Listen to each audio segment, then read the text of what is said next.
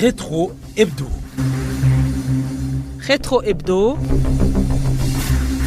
Rétrospective hebdomadaire de l'actualité sur la radio Indoundi Culture. Egid Nahayo.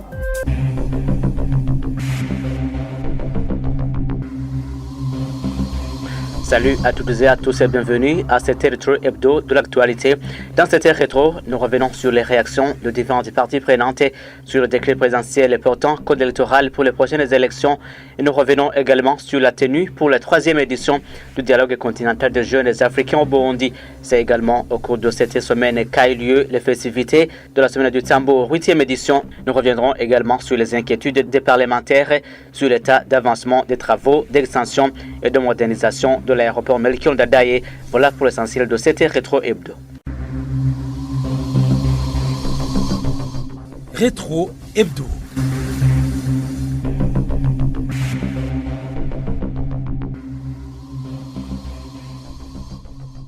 Et pour commencer, des responsables des médias se disent inquiets de la disposition du code électoral qui interdit la publication des résultats en provenance du bureau de vote.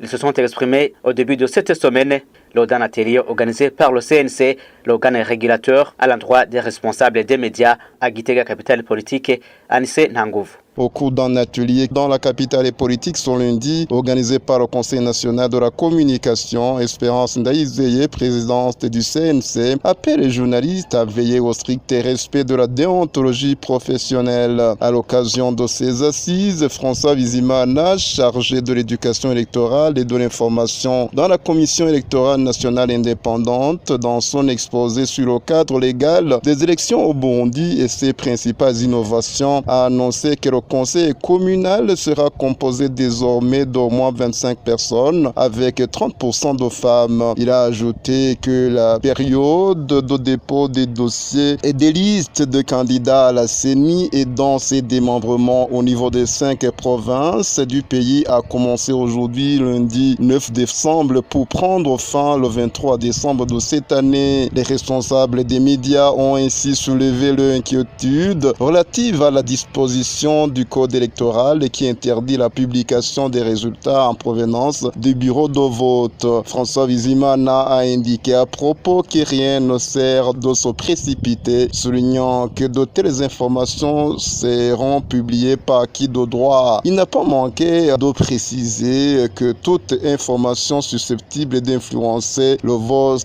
reste également à bannir. C'est en fin de compte ce soir que les responsables des médias publics et privés réunis à Gitega ont apposé leur signature sur un code de bonne conduite pendant les élections prochaines de 2025 après sa présentation par le CNC et quelques échanges relatifs. Anissé Nangouvou, Gitega, Radio Indoundi Culture. Merci Anissé Nangouvou. Toujours politique, certains responsables des formations politiques s'indignent de certains manquements se trouvant dans le décret du 7 décembre 2024 portant convocation des électeurs pour les prochaines échéances électorales. Certains de ces responsables des partis politiques parlent des manquements qui émaillent le début du processus électoral et proposent l'amendement de certains textes légaux afin de renforcer la culture démocratique et garantir la chance pour tous. C'est le cas du parti Ranak. Son président Aloïse Barichako dit ne pas comprendre les conditions fixées par le présent décret pour les coalitions politiques pendant les élections alors que les fusions sont permises à tout moment. Suivez-le. Le décret du président prend naissance dans la loi. Il y a le code électoral qui dit cela. Il y a la loi registre les partis politiques et les coalitions qui le dit comme ça. Peut-être elle se trouve au niveau du Parlement. Il faut rester les libertés. Toute personne a droit de se faire élire n'importe où et quand il veut. En tant qu'indépendant, dans un parti politique, dans une coalition, il faut que la loi permette aux partis politiques de former des coalitions à n'importe quel moment. Comme on peut faire la fusion, vous le faites à n'importe quel moment. Pourquoi pas les coalitions? Normalement, là où il y a la démocratie, il y a quelque chose qui ne marche pas dans un pays. Les partis peuvent se mettre ensemble en coalition pour en faire une analyse commune. Et pour aller aux élections, il faut aller dans une coalition tant qu'on le veut. Et voilà que maintenant, le décret parle du 9 au 23 pour les députations et du 9 au 18 pour les conseils communaux. Ce n'est pas vraiment très facile de former une coalition parce que dans une coalition, les membres doivent se connaître pour dégager ensemble comment on va diriger le pays une fois élu. Il faut un programme commun.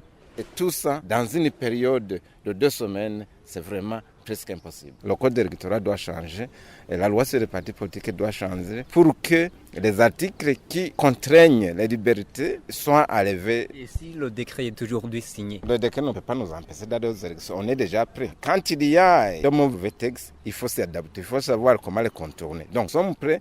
Donc, on y participe. On doit aller aux élections. Le décret, vraiment, on connaissait comment il sera libéré. De son côté, le parti APDR, qui se dit libre pour la participation à ces élections, plaide pour un bon arbitrage de la Commission électorale nationale indépendante afin de garantir une élection transparente. Suivi à ce propos, Gabriel Banzawitonde est le président du parti APDR. Le parti APDR refusait de se coaliser à n'importe quelle formation politique. Après avoir évalué la force et les faiblesses de certains partis politiques, on a jugé que nous partirons d'élections étancées. Dans l'ensemble, nous sommes prêts à battre les élections prochaines. À partir du 9 au 23, on dépose des listes électorales. C'est à base de cela que nous allons juger après les listes électorales que les partis qui vont participer aux élections. Sinon, jusqu'à maintenant, le climat politique est assaini. Je pense que la CENI devrait connaître que c'est un arbitre. Alors, de 2025 à 2035, on connaîtra 5 élections. 2025, 2027, 2030, 2034 et 2035. En tant que CENI permanente, devrait être participée à toute transparence. Puisqu'on a vu que tous les problèmes que le Burundi a connus, c'était après les élections. C'était même au Kiri en 93, 2010, même aujourd'hui en 2015, nous vivons des cicatrices de 2015. Alors imaginez si ça s'ajoute encore 2025, bien de 13 années. C'est pourquoi la CENI devrait être un bon juge pour nous trancher et travailler dans toute transparence, afin d'éviter les ou d'autres problèmes. Le chef de l'État prévient alors toute action de nature à déclencher sur une situation de conflits électoraux au processus en cours. Le président Évariste Ndayishimiye l'a dit ce jeudi à marge d'une visite de travail effectuée au centre de traitement des données de la CENI dans la municipalité de Bujumbura. Culture à présent, tenue au cours de cette semaine écoulée de la semaine dédiée au tambour, 8e édition. Certains tambourinaires ont déploré qu'il y a des mesures qui freinent le projet de développement et ceux qui ont participé à ce festival ont plaidé pour la révision de certaines mesures afin qu'ils continuent à rentabiliser le tambour sans oublier l'autofinancement des tambourinaires. Alice Sendaïzé. Les mesures considérées comme obstacles à l'autonomisation des tambourinaires sont entre autres celles exigeant la permission et le paiement d'argent comme l'indique ces tambourinaires. Ils jugent aussi d'exorbitants des frais exigés pour faire sortir le tambour du pays. Je dirais que cette mesure a sensiblement affecté les tambourinaires du fait que certains groupes ne visaient que des recettes provenant des performances dans différentes cérémonies. La mise en application donc de la décision a provoqué même la dissolution de certains groupes qui ne pouvaient plus acheter du matériel. Le prix d'un tambour qui traverse la frontière est exorbitant. Ces tambourinaires nous ont révélé qu'ils se sont organisés dans des coopératives pour exercer quelques activités génératrices de revenus. Nous autres des mondes entiers pratiquons le délevage, mais aussi participant à la création d'autres groupes de tambourinaires pour les plus jeunes, nos petits-enfants. Si nous nous unissons, l'effectif d'un groupe de tambourinaires serait plus grand et nous pourrions réunir un capital en une année. Alors que le tambour est devenu une profession, pour certains, ils plaident pour la révision de certaines mesures pour l'intérêt et du tambourinaire et du tambour. Nous demandons aux instances supérieures d'alléger la décision et nous laisser faire des performances pour que le jeu du tambour garde sa qualité, mais aussi pour permettre aux tambourinaires de gagner quelque chose de leur performance. Car même si c'est notre identité culturelle, faire une performance sans rien avoir en retour, c'est frustrant. Le directeur en charge de la culture promet que certains textes vont bientôt être révisés. Nous avons mis en place des dispositions allégeant d'anciennes décisions pour faciliter les tambourinaires qui s'en étaient plaints à nous à plusieurs reprises. Nous attendons alors l'ordonnance ministérielle y afférente. Pour avoir l'autorisation de faire participer les tambourinaires dans des fêtes sociales, on doit payer au ministère en charge de la culture une somme d'argent de 500 francs burundais. Et pour sortir les tambours à l'extérieur du pays, il faut payer au moins $2000 par tambour. La semaine dédiée au tambour se célèbre à la 8e édition et le tambour a été inscrit au patrimoine culturel immatériel de l'UNESCO il y a 10 ans. Et vous saurez que dans la compétition organisée à cette occasion, le club Amagaba a été sacré premier, suivi du club Akayazwe et enfin le club de Gishora. Clôture au cours de la semaine écoulée de 16 jours d'activisme contre les violences basées sur le genre. Sur la colline Gawazi 1 de la commune Manda, les femmes victimes de violences basées sur le genre abandonnées par leur mari se sont associées pour se soutenir mutuellement. Les responsables collinaires disent que cette association contribue à améliorer le voisinage ainsi que la réduction de ces violences. On fait le point avec Alexis Neshiman. Cela fait 5 ans, jour pour jour, une association de femmes victimes de violences basées sur le genre en colline Gawazi, en commune Manda, Twihe Agachiro. Elles ont été toutes abandonnées par leur mari et supportent l'éducation des enfants seuls. Selon Jardine Nizgimana, grâce à cette association et les s'entraident, une femme abandonnée peut vivre et éduquer les enfants, comme c'est le cas pour elle. C'est-à-dire que dans cette pauvreté, on doit travailler, se mettre dans des groupements financiers, on améliore le pécon. Suzanne Nabali Yerusa, également victime de violences basées sur le genre, se félicite également du soutien matériel qui bénéficie grâce à cette association. Sa maison a été construite grâce à l'appui des membres de cette association. Daïte Gamashi Antoinette, fondatrice de cette association Twihe Agachiro, elle-même victime d'abandon de ménage par son mari, dit qu'elle est victime de VBG, en parle. Même les hommes se confient à cette association en progrès dans la lutte contre les violences basées sur le genre.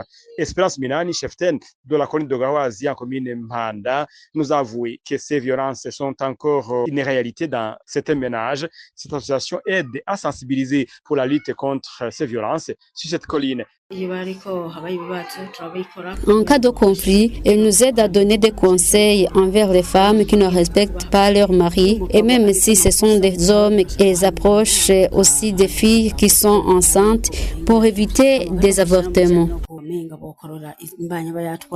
Néanmoins, certains hommes ne voient pas d'un bon œil ces implications à soutenir les victimes des personnes, des femmes victimes de violences basées sur le genre. Alexis Neshimana, Boubanza, Radio Indou Dikiti. Des parlementaires bondés s'inquiètent de l'état d'avancement des travaux d'extension et de modernisation de l'aéroport Melchior Ndadaye ainsi que l'aménagement des aérodromes dans différentes provinces. Ils s'interrogent également sur l'absence d'un avion propre au Bondi. Ils se sont exprimés ce jeudi lors de l'analyse et l'adoption de la loi portant ratification par le Bondi du protocole portant amendement de la convention relative à l'Organisation de l'aviation civile internationale à la Chambre basse du Parlement, Claire Yakahundi. Lors de l'analyse et adoption du projet de loi portant ratification par la République du Burundi du protocole portant amendement de la Convention relative à l'aviation civile internationale établi lors de la 39e session de l'Assemblée générale de l'Organisation de l'aviation civile internationale OACI à Montréal le 6 octobre 2016, des députés, notamment Jean-Baptiste Sinda Igaya, se sont enquis de l'état des lieux des travaux de réhabilitation de l'aéroport Melchior Ndadaye.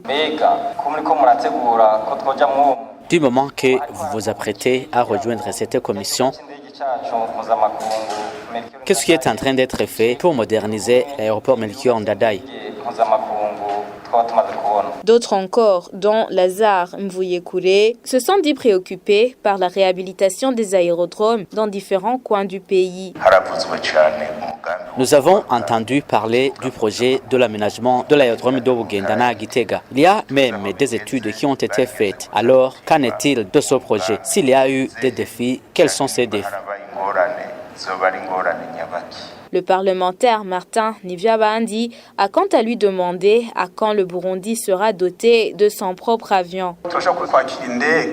Des avions peuvent atterrir ici, mais le pays n'est pas doté de son propre avion. Cela demeure une réalité. Quel est l'état des lieux des projets en cours de doter la Burundi Airlines de son propre avion? Sur ces préoccupations, la ministre en charge du transport, Marie-Chantal Nijimbele, a répondu en ces termes.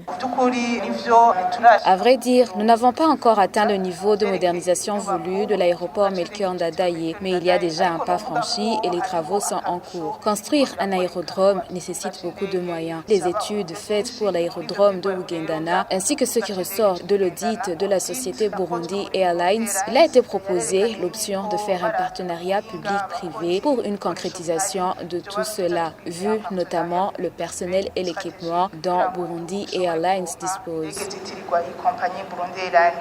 Néanmoins, la ministre Nidjimbele a souligné que chaque avion peut atterrir à Bujumbura car l'aéroport dispose d'une piste et de matériel nécessaire. L'autorité de l'aviation civile engrange 10 milliards de francs burundais de recettes de l'exploitation de l'aéroport.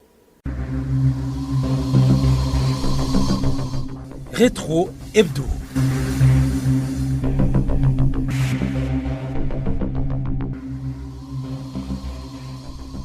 Le Burundi a abrité au cours de cette semaine, de jeudi à vendredi, la 3e édition du dialogue continental sur la jeunesse, la paix et la sécurité. 3e édition.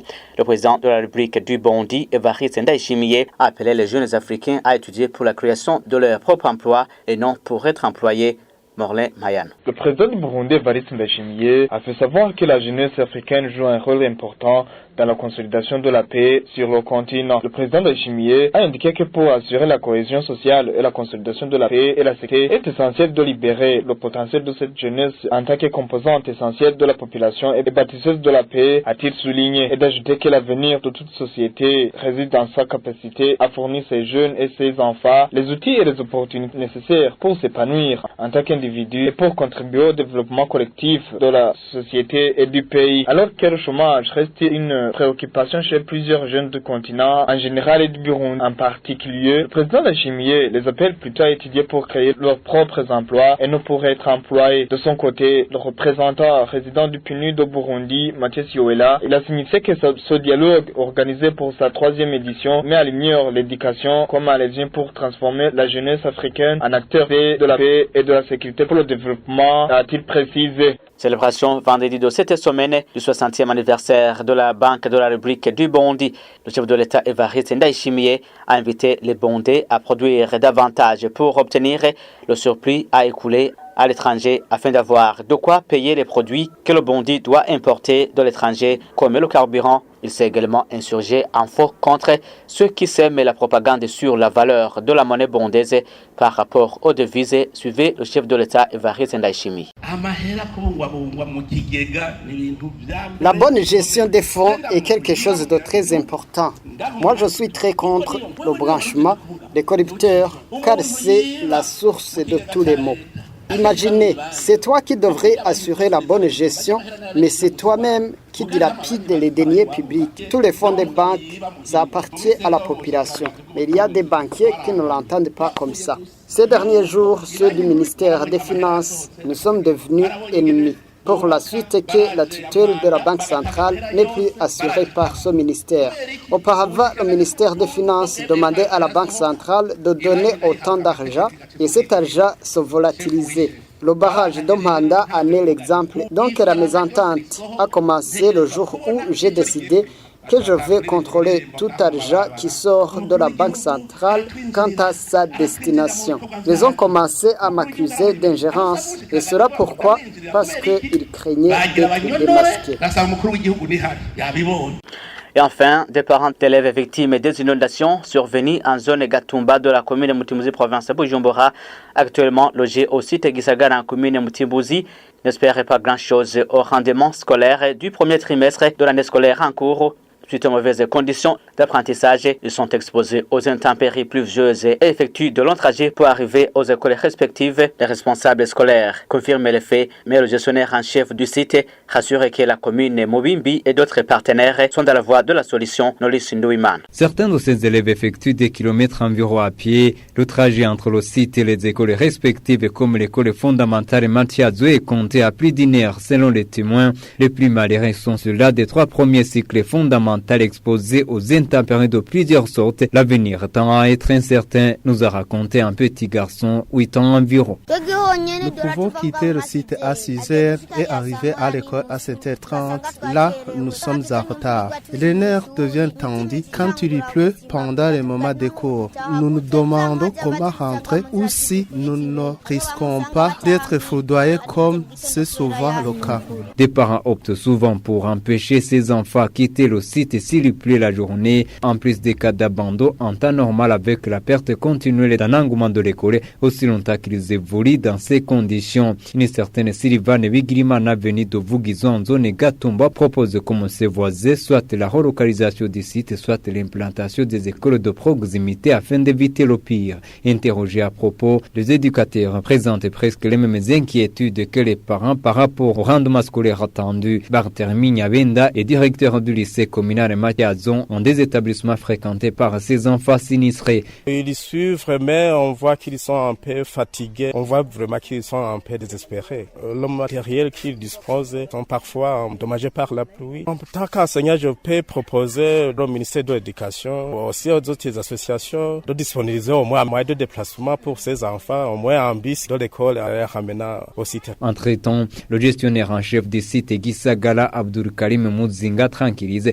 Il dit avoir soumis la question aux organes compétents et informé que le projet d'une école proche au site est en cours. Le ministère de l'Éducation nous a donné un coup de main en implantant une école mobile. Il y a des classes. Nous invitons les parents à garder les enfants à l'école. Nous espérons que tout sera fait.